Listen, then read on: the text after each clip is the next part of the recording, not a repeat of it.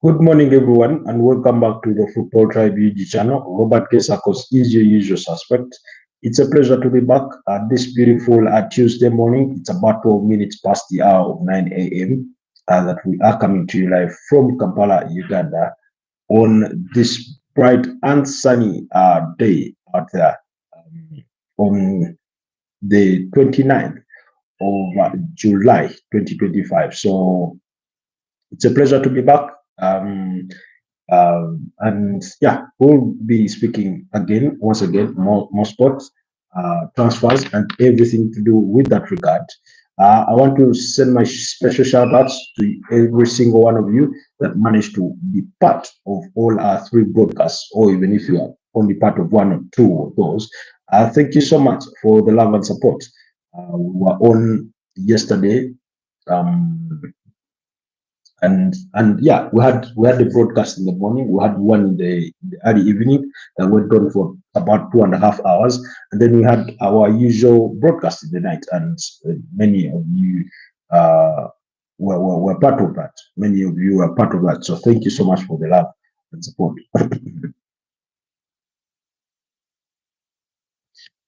Trying to get our headlines set, but things are not happening. I can see you exceeding. And then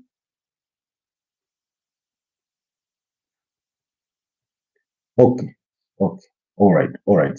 So yeah, this morning we will be discussing once again, the latest from sports, from transfers. But special shout outs to Pedri, the Barcelona fan.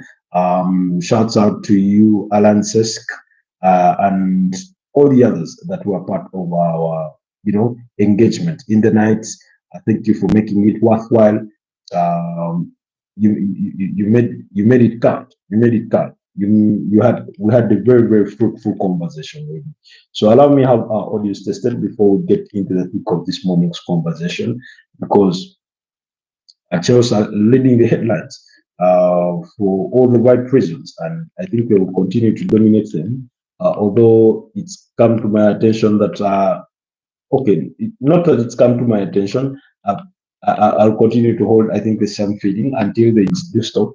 But I feel Chelsea are being greedy in the transfer market. Because yesterday, I think late last night, yes, sometime late last night, I was reading on a report.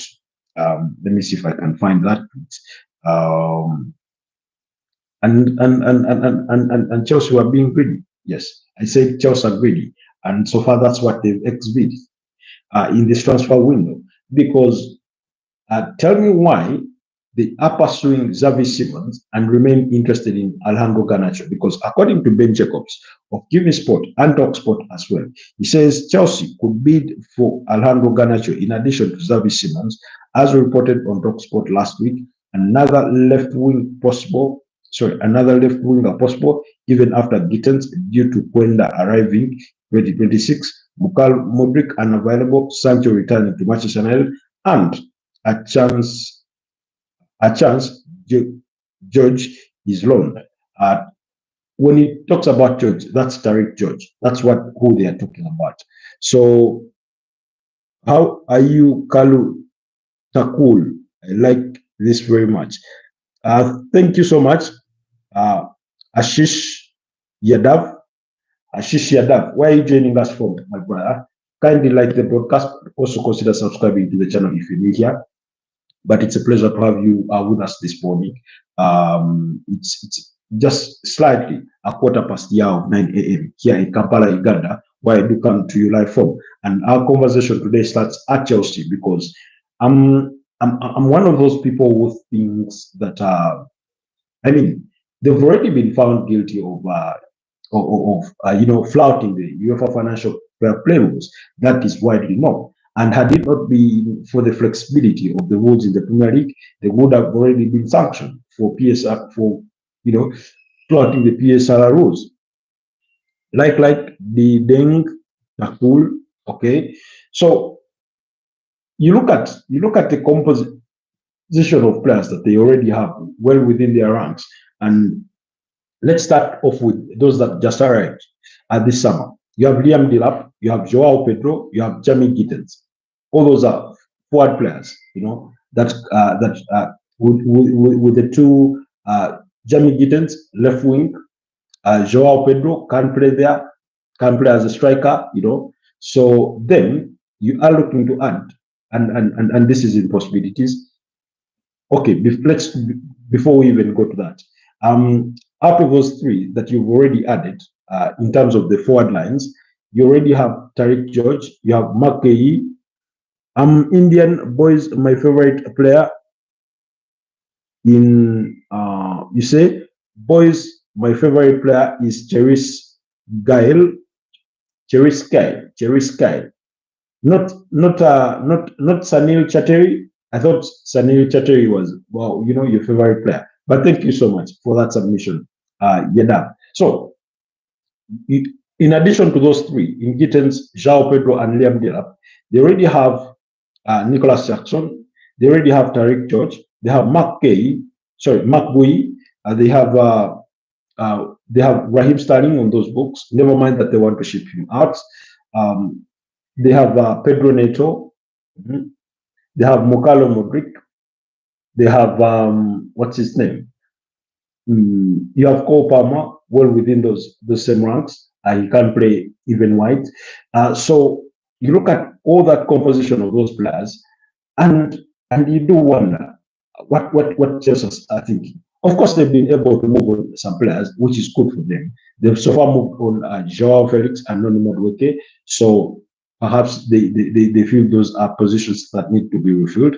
Two, they could move on Raheem Sterling. That's if they can successfully get a deal for him. But let's assume Sterling is gone. Let's assume Sterling is gone for a second. And still, they'll have three strikers in Joao Pedro, in Liam Delap, and Nicholas Jackson. That's three. But also they have Tariq George, they have Joshua Achepo. That's five attacking players. Before we get to Cole Palmer, before we get to Pedro Neto, before we get to Jamie Gittens, Giovanni Quenda is arriving next summer.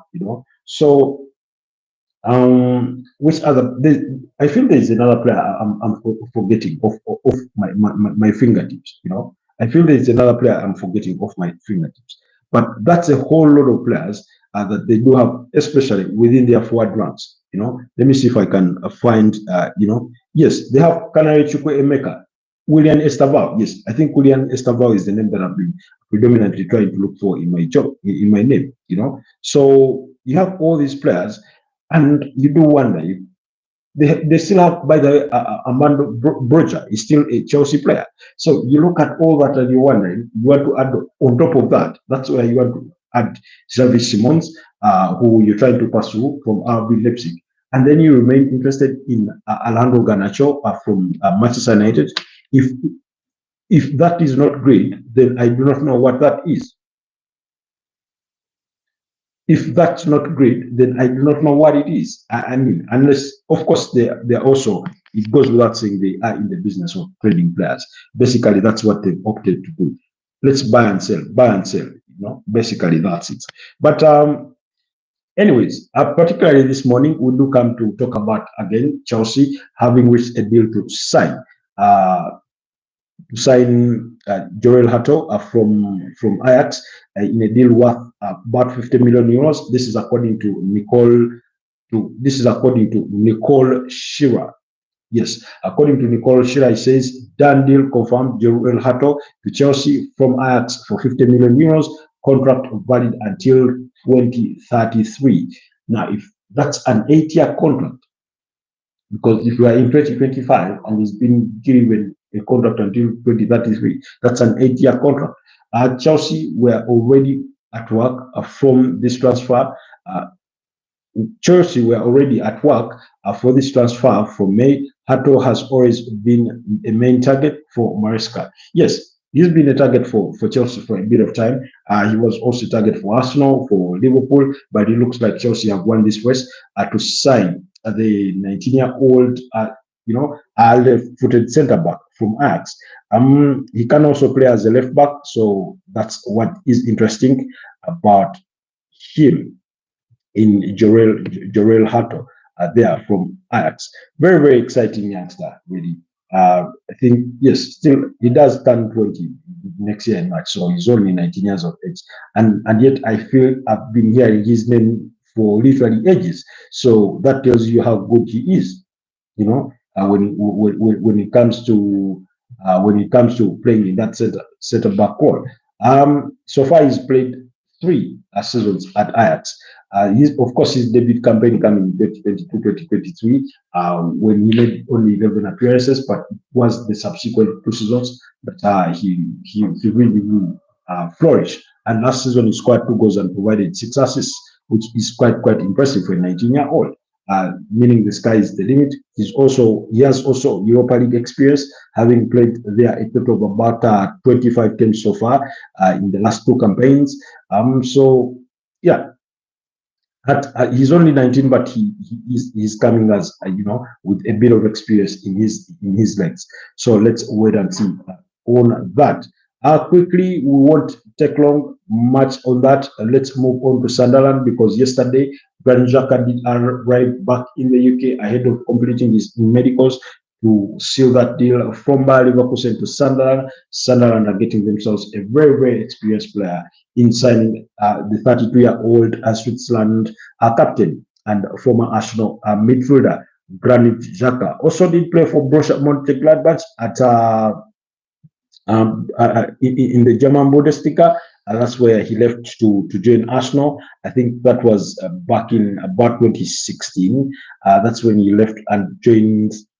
That's when he left and joined Arsenal, where he was for many seasons, for as many as I think 6 seasons. Yes, as many as 6 seasons, and he had a fruitful career, because his last season, that's when he blossomed the most. He scored 7 goals and provided 7 assists for the 2022-2023 campaign. I remember when Arsenal, for the first time, finished second on that Premier League under the charges of Mikel Arteta. So it was really impressive for him at the time when he departed Arsenal and joined Bayer Leverkusen there in Germany, where he has been for the last 2 seasons, helping the team win the German Bundesliga in his debut campaign, 2023-2024. Scoring only 3 goals, but last season scored 2 goals and provided 7 assists. So he continued to flourish in that attacking midfield role, although he plays predominantly as a deep line midfielder. But he's that kind of a player that you can deploy as your number 8 as well, to play for you the box-to-box kind of role, because he has that kind of engine. How are you up? Takul Kahan. I'm not familiar with Hindi, so you'll forgive me, Yadav, that if I can't pronounce some of the texts that you've submitted. But Sunderland are getting themselves a very experienced player. They've really invested in their squad so far this transfer window. Like I told you guys before, they signed Simon Adingra. That's the Ivory Coast youngster. Only 21 years of age, I think, for £20.5 million from Brighton and Hove Albion. They signed Habib Vieira from Strasbourg for £30 million as a replacement for Job Bellingham. They signed Enzo Liffey from Roma for £20 million. They signed Noah Sadiq from Union Saint Gozli, Golisi for £17.5 million. They signed Reynaldo Mandava from Atletico de Madrid as a free agent. Chesmain Talbi from Braga for £19 million is another recruit, and yet they've only lost Tommy Weston to Brighton for £10 million. You remember the kid that scored the winning goal against Sheffield United in the championship playoff final at Wembley. Morata from Brazil. Hi Morata, good morning to you. How are you doing? Is it morning over there in Brazil? What part of Brazil do you come from? Do you come from Rio de Janeiro? Do you come from Paqueta, the small island? Do you come from what's that place? Is Santos a city? Oh no, I know Santos to be a club. I do not know if it's a city for a fact. But you know, Brazil being known for all its beautiful beaches and everything in that line. So, what part of Brazil are you joining us from, and what team do you support?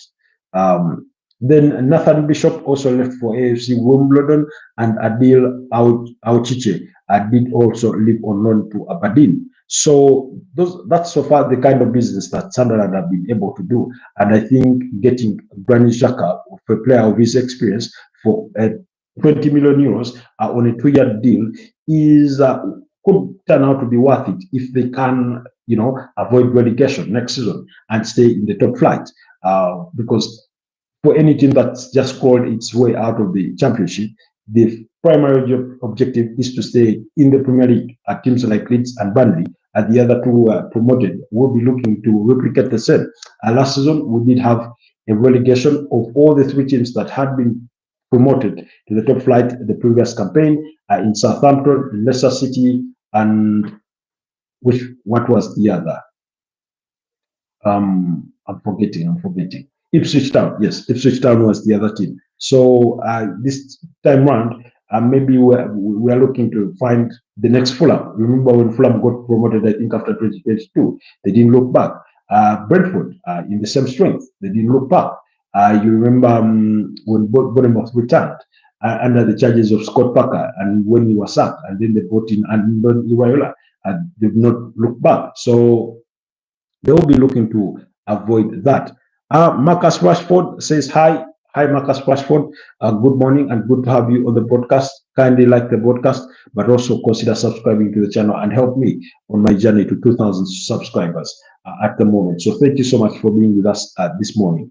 Are you a Manchester United fan? Are you a Marcus Rashford fan only? What team do you support?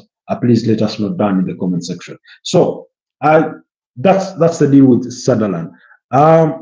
Bugaba Fred, hi Bugaba Fred, where are you joining us from? Bugaba Fred, your name sounds Ugandan in a way.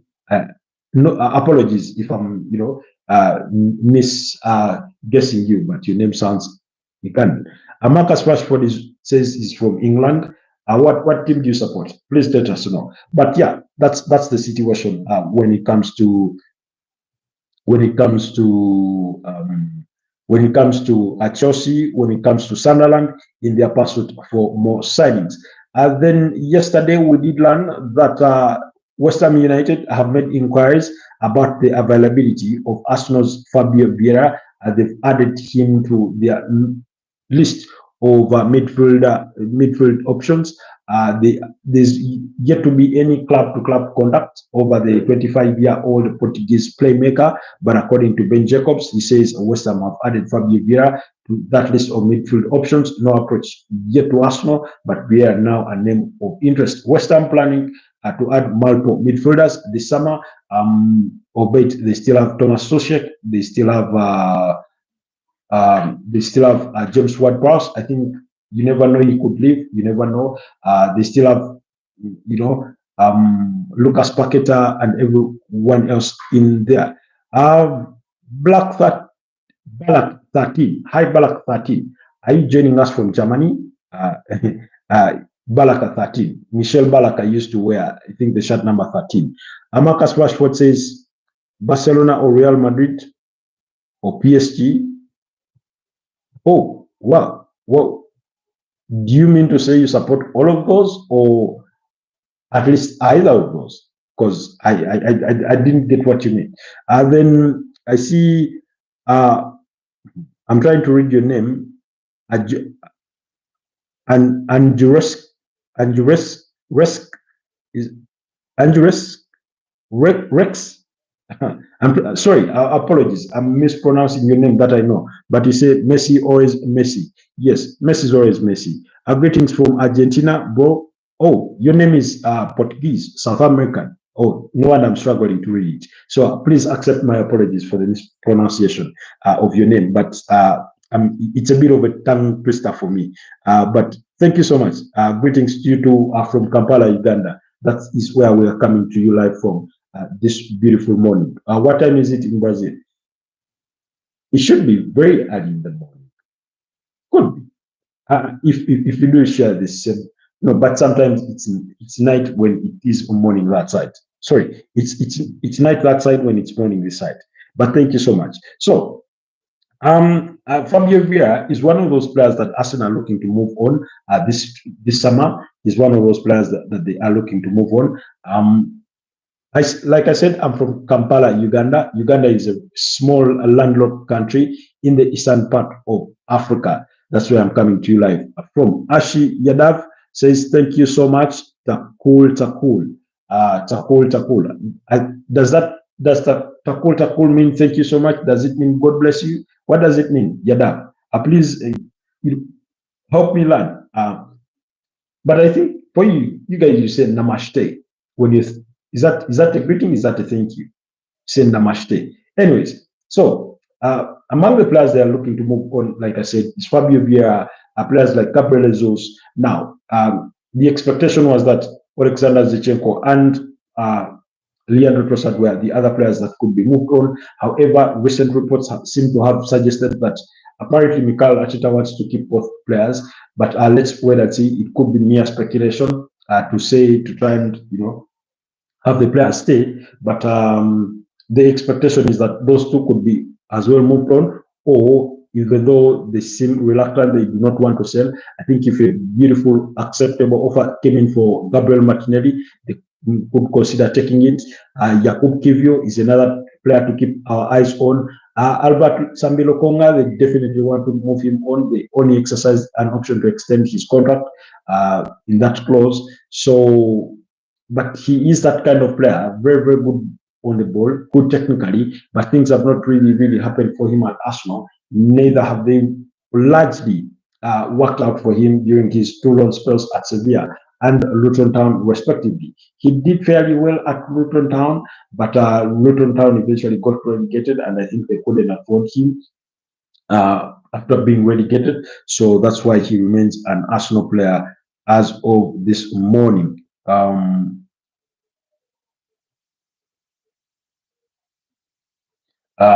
And we see how everything will develop in the coming days. But yeah, West Ham are trying to also bolster their squad. Things have not been easy, really. Things have not been really easy. They're moving on some players. The other day they were in action against Manchester United, and they lost that game by 2-1. Bruno Fernandes scoring the best in that game. So yeah, the expectation is that every Premier League side, comes in to have more recruits or to try and bolster their squad, and West Ham are trying to do that. And because things have not yet happened the right way for manager Graham Potter, we'll wait to see what they can do well within this transfer window to make sure everything goes better than it went last season. Because I think last season they finished 14th on the Premier League log, which wasn't pretty for them at all. But they've already brought in some players like Walker Peters from Southampton as a free agent, and had El Haj Malik Diop did join from Slavia Praha for an undisclosed fee, while Joan Claire Todibo, I think that's a defender, yes, because Man United was one of those clubs that were linked to Joan Claire Todibo for coming in from Nice. Those are the signings so far that have come through the door. Of course, Ivan Ferguson, that one we did return to Brighton and Hove Albion, and has subsequently since left for AC Roma. Then a couple of outgoings. Of course, they did move on Mohamed Kudus to Tottenham Hotspurs. Michael Forbes left for, I think, on loan. So he left. Then Maxwell, Michael Forbes, Gideon Kodu, some of the other players that are left. Players like Mikel Antonio, was he recovers fully, will be expected to leave the club. They will be seeking to find solutions for him because while his contract ended with the Hammers, they've been trying to help him with his rehabilitation ever since he recovered from that, from that accident that saw him suffer broken legs or limbs. Ronaldo, Ronaldo better Sui. Oh, you're talking about his celebration. Okay. Yeah, he's over there at Al Nassr in the Saudi Pro League, where he's been joined by his fellow countryman in Joao Felix, joining him from Chelsea in a deal initially worth 30 million euros plus an expected 20 million euros in achievable add-ons. Then also Vancouver Whitecaps are in talks to sign Thomas Muller. Discussions are also ongoing uh, to acquire his discovery rights for Cincinnati. So nothing agreed yet, but move follows. Mola are coming. He's confirming his next club is across the pond. So let's wait and see how things will happen for Thomas Muller. Then Everton retain interest in Manchester City's Jack Grealish, but Everton is one of those other teams that are equally sort of struggling in a way, in a bit to sign players because some of their targets have refused to join. They have refused to go to Everton, including the youngster, the Belgian youngster in Malik Fofana from Olympic Lyon. It was a penalty to save your life. If it was a penalty to save your life, who would you let take it? Cristiano Ronaldo, Lionel Messi, Neymar Jr., or Dembele? If it was a penalty to save my life, I think I would go with Ryan Giggs. Ryan Giggs or Andre Pirlo. One of those. Not even Cristiano, not even Messi, not even Neymar or Dembele. I think I would go with Ryan Giggs. He's one of those good penalty takers that I did watch growing up. So yeah.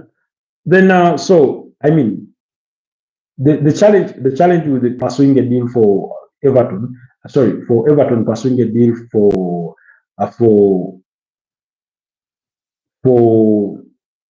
for Jack Grealish is that he won't come cheap, but also because he's on very high wages, it makes it a little bit difficult for them because he's on high wages at Manchester City. So that means either you request that he takes a pay cut, or if it's not a pay cut, I mean, it has to be a pay cut for a team like Everton to be, for a team like Everton to be able to afford him. Otherwise, it may not work out. It may not work out. But yeah, but they also remain interested in signing a former Arsenal midfielder, Ash Ainsley Maitland-Niles. Let's wait and see if they can prize the 27-year-old from Lyon. He made 43 appearances for Lyon last season. So let's see if they can have him return to the Premier League. So, but yeah, they continue to try and push in the market to see if they can bring in a couple of players here and there. The advantage for them is that they've at least been successful in getting some of their players on, to renew their contracts. And in some of those players, you do have Gerard Braithwaite is one of those. Idris Ganagwe is one of those. So yeah, they are trying. Things are not easy for them, and because for Malik Fofana, things have not yet happened. But let's wait and see. Apparently, Malik Fofana wants to hold it out for perhaps Champions League football Champions League teams or teams with Champions League football that have expressed interest in signing him. So let's wait and see. Then they got a goalkeeper, Mark Travers, I think, from Bournemouth. Let's wait and see how David Moyes' squad will look like. But I think he's acknowledged just as much. They also signed a striker from Villarreal. What's his name?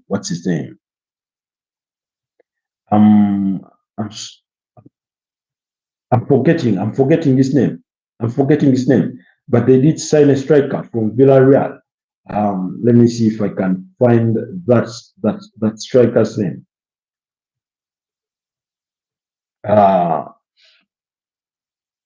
Everton signing Villarreal. Yes, I'm looking for that name. Yes, Barry. Yes, they signed a striker called Barry from Villarreal for 27 million pounds. Uh, Theono Barry. Yes, Theono Barry is the name I was looking for. So they continue to strengthen their squad, but remember they lost Dominic Calvert-Lewin as a free agent. So, but the way things are happening for Newcastle is not much different from the way things are happening for Everton. Although you could say Everton are doing slightly better, having already brought in a striker and a goalkeeper, and they remain in the push. While Newcastle on the other side have only secured Anthony Elanga, and things are not really happening for them as they would have hoped. But let's remain hopeful and see how things will happen. Then LFC continue to pursue Tottenham's captain, Son Heung-min. Let's see if they will be able to secure a deal for him. Who do you think is going to win the Premier League? For me, it's Arsenal or Liverpool. Those are my two.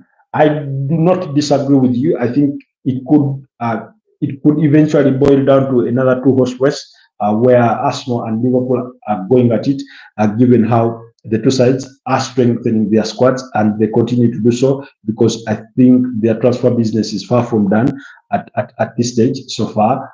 But I think also let's not rule out Chelsea, depending on what business they close the window with. If just imagine if they were to get Gianluigi Donnarumma in their pursuit for a goalkeeper, that would be, a conversation shifting addition if they were able to secure the 26-year-old Italian goalkeeper who is yet to agree to a new contract with PSG. And PSG are pursuing Chavalia, that's the goalkeeper from Olympic Lyon. So I think that would change how they go about the season. It would change how they view how we view them as competitors. Let's not forget, last season they tried to compete. I think by the time we reached November, they were in the title conversation. Although, of course, Enzo Maresca continued denying that speculation, saying we are far from our development, so we do not want to be in the title conversation. But we cannot rule them out because that midfield of Moises Caicedo and Enzo Fernandez seems to have clicked. Cole Palmer looks like Joao Pedro will be a very good fit for this Chelsea side. We're going to see how the other Pedro Neto on a good day can hurt any team. We saw him really succeed at the FIFA Club World Cup. I thought he had a very good tournament. When you look at, we are here to see how the likes of Jamie Gittens fit in. Liam Delap looks promising. Nicholas Jackson is still there. They are pushing for a deal to sign Xavi Simons. They remain interested in Alejandro Garnacho. They've gotten a deal done for Jorrel Hato to strengthen their backline. That's according to Nicole Shearer. So really, you say it's 7:45 a.m. in England. What time is it in your country? It's just add 2 hours. So it's 9:47 in my country. That's in Uganda. We are just 2 hours ahead of you. So if every time you see it's 8 o'clock in your country, remember it's 10 o'clock in ours. So yeah. You also did ask. You said Ryan Giggs, yeah. I think I thought he was a very good penalty taker. What team do you support? I love football first above anything else. I'm a football fanatic, kinda. So for me, football trumps everything that does to do with emotions of attached to club football. But I do support Arsenal. I do support Real Madrid. Those are the teams I pay allegiance to, as well as the Uganda Cranes and the Brazil national team. But yeah, football comes first. Then who do you think? Okay, yes, we are still speaking about the Premier League title. Presently, Liverpool look good, but I think they need to strengthen in their defense because I do not think they may get away with it the way Barcelona got away with it last year in Spain because they were very good in the offensive and very poor in defending in some games. Not all games, but in many of their games. So I do not think Liverpool would want to find themselves with that kind of team where attacking wise they are unstoppable, and yet defensively they have gaping holes. Because on any given day, it can be a game of fine margins where if you concede on the other side, a team can hold it out against you and you lose that game and you drop points. So really, is Neymar didn't get in, if Neymar didn't get injured, do you think who would have become the GOAT and won the 2014 World Cup against Germany because he was injured? It remains to be seen, but I think Germany were too good at that World Cup. I mean, when did you ever hear that a team scored 7 goals against Brazil? So with or without Neymar, Brazil were just not good enough at the time. They were just not good enough, even though they reached the semi-finals, because there was nothing to explain conceding 7 goals. Never mind that Germany went on to be eventual champions. But for me, I do not think Neymar, being if he had been in that game, would have changed much. Really, maybe it would have had a significant impact on the attacking prowess.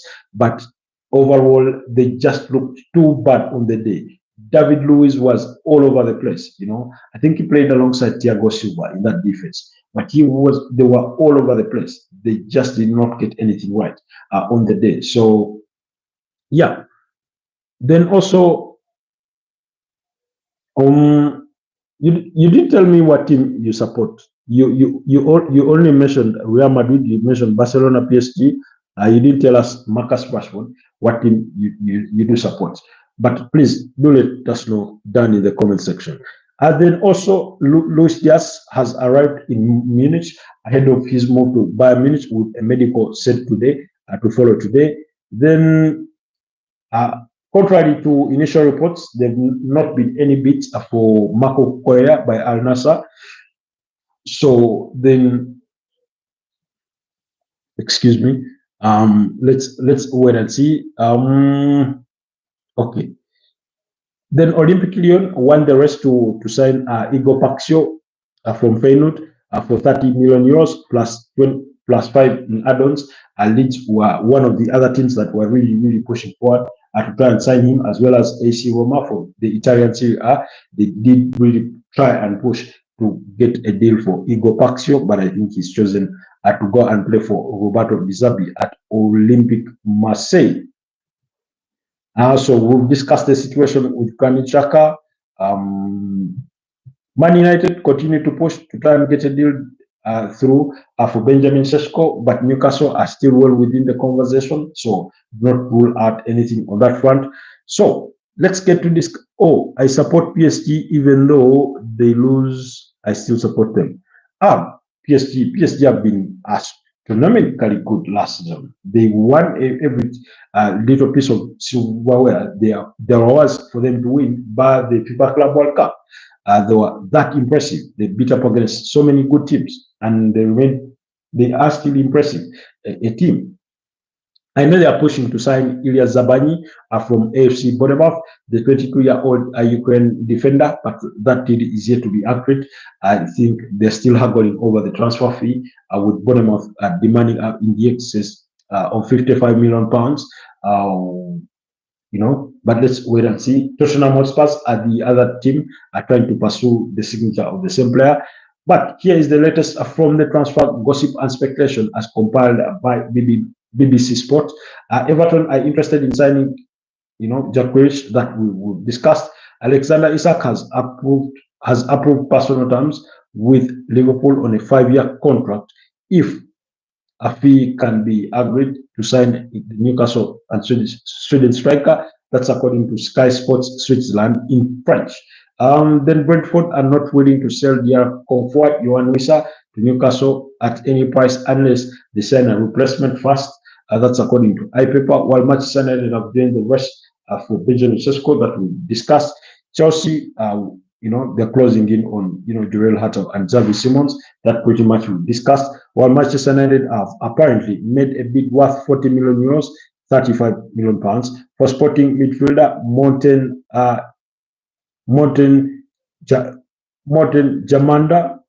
Jamanda Demand 26, but the Portuguese club want at least 50 million euros for the Danish international, who is also a target for Juventus. Then Leeds, like I said, have missed out on Igor Paxiao.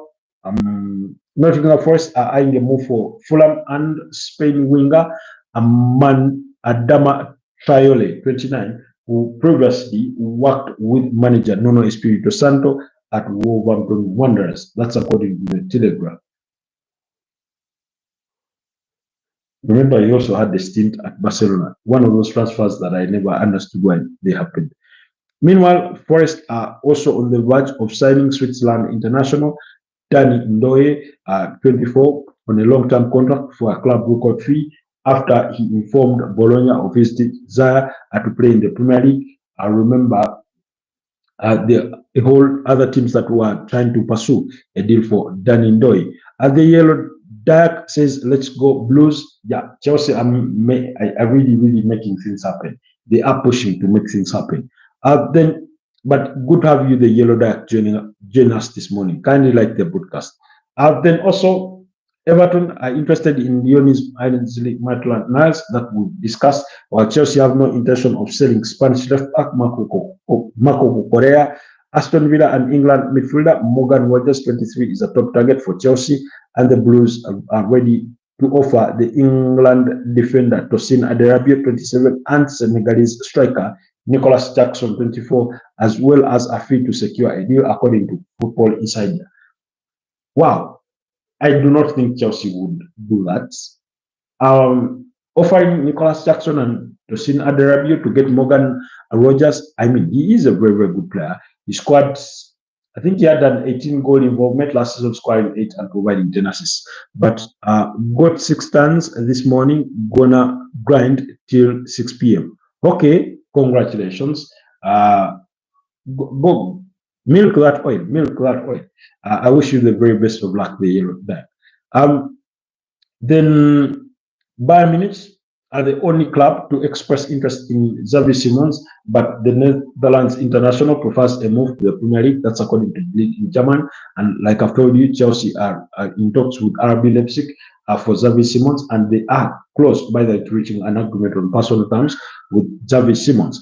Then, okay, Liverpool, Everton, Aston Villa, FC Bournemouth are all set to miss out on highly rated 20-year-old Frenchman Nathan Zeze, with the Nantes defender preferring a move to the Saudi Pro League side Nayom FC, according to the Sun. No. They are looking for a permanent deal. They are looking for a permanent deal, not a long deal, because it is expected that RB Leipzig want about 70 million euros. Remember, they only signed the player permanently in January for about 50 million euros, plus 30 million euros in expected add-ons, but most of those add-ons have not been achieved until this stage. So them getting 70 million euros they would stand to make a good profit off of it. So despite the fact that he has been at RB Leipzig for the last 2 seasons, but he initially had been there or none until they signed him permanently in January. So then Everton, Western, Nottingham Forest battling out for Brazilian midfielder Douglas Luiz, who wants to leave Juventus this summer, according to Gazette dello Sport. While Manchester United's midfielder Toby Coyle, at 21, is open to a loan move away from Old Trafford after making 13 appearances last season. That's according to the Daily Mail. Rangers have emerged as favourites to sign English winger Mickey Moore, 17, on loan from Everton, while Celtic and Strasbourg have submitted offers to Manchester City's 19-year-old defender Jamai Simpson, there, according to Football Insider. So yeah, there you have it. That is the latest of speculation and gossip in as far as transfers are concerned as of this morning. But like I said, Chelsea are coming off as a bit greedy, really. I mean, because explain to me why you signed Jamie Gittins, Joao Pedro, Xavi Simons, and then still want to sign Alejandro Garnacho. I look at that as greedy.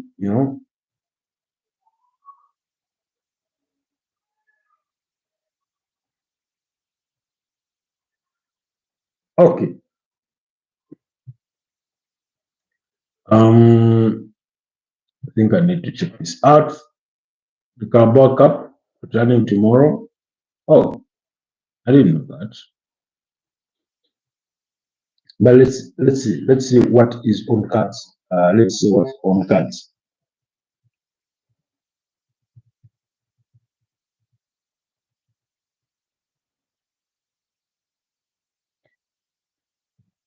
Yes, the preliminary rounds of the Carabao Cup do get started today at 9:30. I will Barnet play Newport County, Then Accrington Stanley will be up against Oldham Athletic. Um, then, Peter Swansea will be up against Crowell Town. That's for the first round. Then Peterborough are waiting to know who their opponent will be just as much as Millwall. So we will keep our eyes through that and see how everything does come out. Otherwise, it's been a pleasure doing this with you guys this beautiful Tuesday morning. Thank you so much to the Yellow Duck for sparing it time to be with us. Thank you so much, Marcus Rashford from the UK there for joining us. You obeyed, you support PSG. Ashish Yadav, thank you so much. Our brother from Argentina, and Jurex, thank you so much for being with us. Morata from Brazil, it's been a pleasure having you. And every single one of you that managed to join this broadcast, those who like, those who didn't like, those who submitted in comments, those who stayed quiet, and those who watch our broadcast much later after they've ended, would not take your time for granted. Thank you so much for supporting Footballtribe YouTube channel. Continue to like our comment. Continue to like our content. Comment, share it, and subscribe to the channel whenever you're new here. And yeah, go over to the short section, go over to the video section, and watch all that content. Shumail says hi. Hi, Shumail. Good morning. How are you doing? Good to have you join us. Unfortunately, you came at a point when we are signing out, but it's been a fruitful discussion for the last 47 minutes. Let's catch up later today for our subsequent broadcasts, and we'll get to talk more sport. Otherwise, that's been the transfer update as of this morning. When it comes to Chelsea, when it comes to Sunderland, when it comes to West Ham, and their pursuit for an Arsenal midfielder in Fabio Vieira. So, I've told you, Luis Diaz has arrived in Munich to undergo his medicals. Do you think Yildiz is underrated? I think he's not spoken enough about. I watched him at the FIFA Club World Cup, and he's just so good, so good. In fact, there were some reports linking him with the potential move to the Premier League with teams like Arsenal, but apparently he would not come cheap. Juventus would be demanding for no less than 90 million pounds for any team that would want to sign him. What happened to Jean-Claire Todibo? He still isn't that good. Jean-Claire Todibo has joined West Ham from Nice. So is it West Ham? Yes, I think West Ham. Yes, he's joined West Ham, and I find that a very very good move, because he's a very good defender. He's one that was previously linked to teams like Manchester United there, but even Arsenal at some point, but none of them really eventually made moves for him. Man United ended up with Lenny Euro and things of that kind. So yeah, Mbeumo has destroyed his career by joining United. What makes you think so? What makes you think he's destroyed his career? I do not think so. Man United is a good team. I know things have not happened for them in the last couple of days. Lenny Yoro got injured. He's okay. He's okay now. But yeah, he suffered that early injury as soon as he joined Manchester United. But what makes you think Brandon Mbeumo has ruined his career? Yes, I know good players have come to Manchester United and never lived to their expectations and things of that nature. But I do not think I do not think we should judge him before he even gets to kick a ball in a Man United jersey. United almost got relegated. Yeah, that's true. But even Tottenham Hotspurs almost got relegated, and yet they've just signed Muhammad Kudus. And so, yeah, they'll turn their fortunes around. United aren't even in European competitions. Yes, but let's not forget that all big teams at some point have been out of the European competitions. For two consecutive seasons, Arsenal were out of it. You remember after the 2019-2020 season, they finished eighth. 2020-2021, they finished eighth.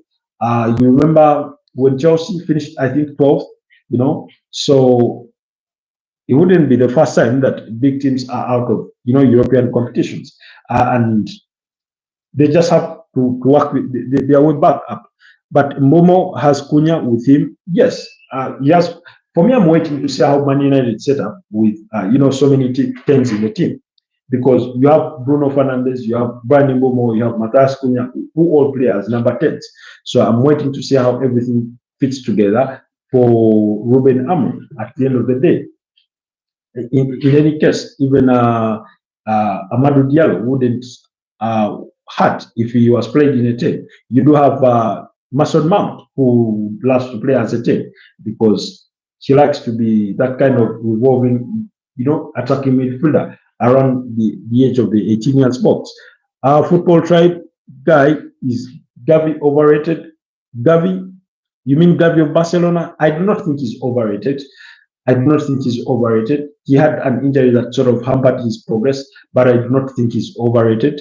Just Pedri, I think Pedri is better than him. Do you think Liverpool need more defensive players? Even their fullbacks are attacking. I think they need some true centre backs. That's what I feel. Because earlier on in the window, we learned that they are willing to listen to offers for Joe Gomez, who by the way was injured and he missed that game against AC Milan. Ibrahim Konate, sometimes he's been out injured. So, and Jorrel Hato was the backup. He's since left. I know there could be a couple of youngsters from the academy that they could look onto to play in those roles, but they do need some bodies in that centre back. When it comes to the fullbacks, I think they backed up well. They still have Conor Bradley at right back. They've added Jeremy Frimpong for Bayer Leverkusen for 35 million euros. At left back, they added Milos Takes on top of having Andy Robertson. So I think they are well covered. You also do have Etimikas, who arguably can play anywhere that you may field him. They need McGay, Joe Gomez. Joe Gomez is washed. Let's see if they'll make a concrete move for McKay, but for now, the interest is there, but they've not made offers to Crystal Palace for the 24-year-old Eagles captain. Then you say Conor Bradley needs more game time. I think he'll get it. Let's see how Jeremy Frimpong fares, especially defensively. I know he's very, very good going forward, but let's see how he fares in the coming days. That could determine or decide how Liverpool, who they give more better playing time when it comes to those fullbacks. With that respect. But thank you so much, Shumaili, for contributing to this morning's conversation. You say, I do not watch any international sports unless it's the World Cup. My country can't win in cricket and neither in football. Completely understandable. I think Pakistan are not alone. When did you hear? When was the last time you had India at the World Cup? Was it 2002? Were they even there in South Korea, Japan? When did you ever hear Indonesia in the World Cup? Bangladesh. When did you guys ever hear them in the Football World Cup? So they're good with their cricket, and let's see. You say Football Tribe. Guy is Madweke trash. No. She's not. He's a very, very good player. I think you'll be excited watching him. Of course, there's a couple of things he needs to improve, especially when it comes to his decision making. Maybe he needs to improve on his shooting accuracy, but he's a very, very good player, by the way. in case you want to understand the kind of player he is, I would recommend that you go to the Telegraph and read the story that was done by Sam Dean of the Telegraph. The headline had something to do with the data that informed Arsenal's decision to sign Noni Madueke. He had the best, ball carries going forward, shots attempted, shots on target. Really, really, yes, he's less effective, but those are things he can work on and improve. He's only 23 years of age. Let's not forget that. You say we recently lost to the USA in cricket. Oh, we recently lost to the USA in the Cricket World Cup and lost to Syria in football. Okay, I mean, no, the US has also invested well in their cricket, but when you're a team like Pakistan, when you lose to certain countries, I think when you lose to teams like South Africa, when you lose to teams like England, teams like India, maybe even if you were Bangladesh, it would be understandable because those are very, very competitive teams.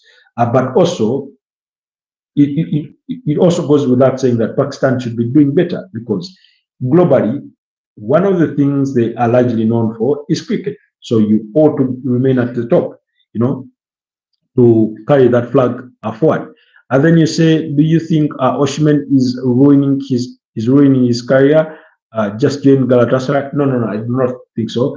Galatasaray is a very, very big team in Turkey. They play in the UEFA Champions League, so I do not think he's ruining it. In any case, he was there last season. In 42 appearances, he had 37 goals, across all competitions.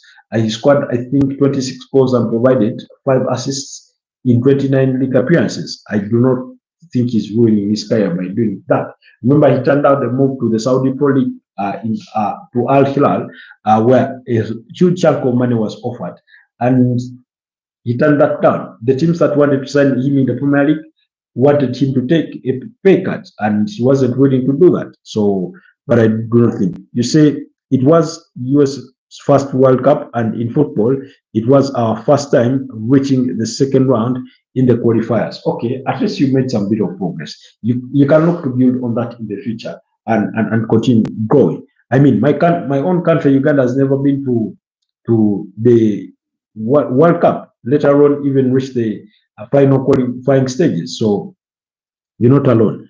We did win an Olympic gold medal last year in javelin. Okay, javelin is a very interesting sport, by the way.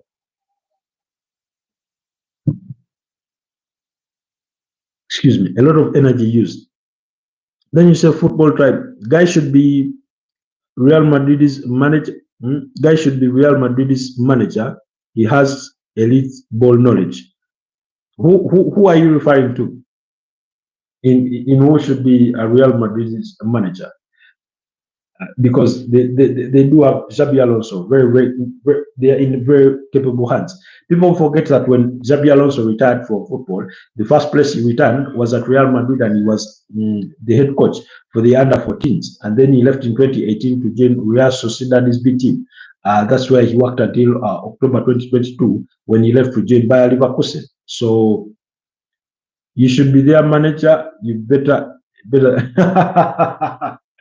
I'm not better than Alonso. I do not have the badges. I'm not a coach. So you remember, you have to study and have the UEFA Class A license for you to even manage, for you to even be a bench, to be on the technical team of those teams. So I do not have those badges. I've never taken a coaching course. But Footballtribe guy will sign Baleba and his brother and his entire family. Carlos Baleba, very, very interesting player. A lot of teams have seemed interested in him, but none have made a move for him. Maybe perhaps they do anticipate he won't come cheap, because Brighton and Hove Albion have set that precedent that they will sell their players expensively. Because when you sell a player like Moises Caicedo for £115 million, I assume that those that may want to sign Carlos Baleba, he's not going to come cheap. anything below 70 million pounds, I will be regarded as steal. So, and according to certain figures, I've seen fees being quoted between 80 to 100 million pounds.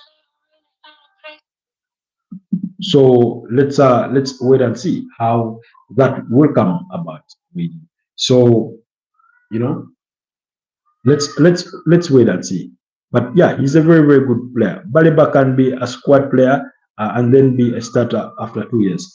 I think depending on what team he walks into, for example, if he comes to Arsenal, he will be a squad player if he goes to Arsenal. But then when you say after 2 years he will be a starter, that I agree with you, because then Christian Nogard would have created room. Perhaps after 2 years he would have been moved on. He would have been 33 and that kind of thing. So I do understand in that regard. But let's wait and see. Do you think Sesko is very bad? I do not think he's bad. I think he's still developing. What he's done, by the way, at his age is really impressive. The numbers he's been able to post over the last couple of years, including playing for Red Bull Salzburg in Australia. Sorry, in Austria, is it? So I do not think he's bad, because how many strikers scored 22 goals in all competitions, 21 goals in all competitions? So I do not think he's bad. He's just still developing. He's still developing. The same way Rasmus Højlund is. You remember him coming from Atlanta, very good player. They're just still at a different stage of their development. You say, will Real Madrid get cooked by Arsenal again? I do not know. If they do chance upon meeting themselves, then anything can happen. Anything can happen. They could get cooked, because Arsenal has shown history of beating up against them. Yes, he did play for RB Salzburg there in the Austrian Bundesliga. He played there for 3 seasons, and in his final season, which was 2022-2023, that's Benjamin Sesko. He scored 16 goals and provided 3 assists. And then for the last 2 seasons, he's been at RB Leipzig, scoring 14 goals in his debut campaign and 13 goals last season with 5 assists. So he is a player that is still developing. In the DFB Pokal, he scored 4 goals there and provided 1 assist. In the UEFA Champions League, he scored 4 goals. So that's 8 plus 7, 13, sorry, is a 21 goal involvement. So that's what he managed last season, really. In terms of assists, across all competitions, he had 6 assists.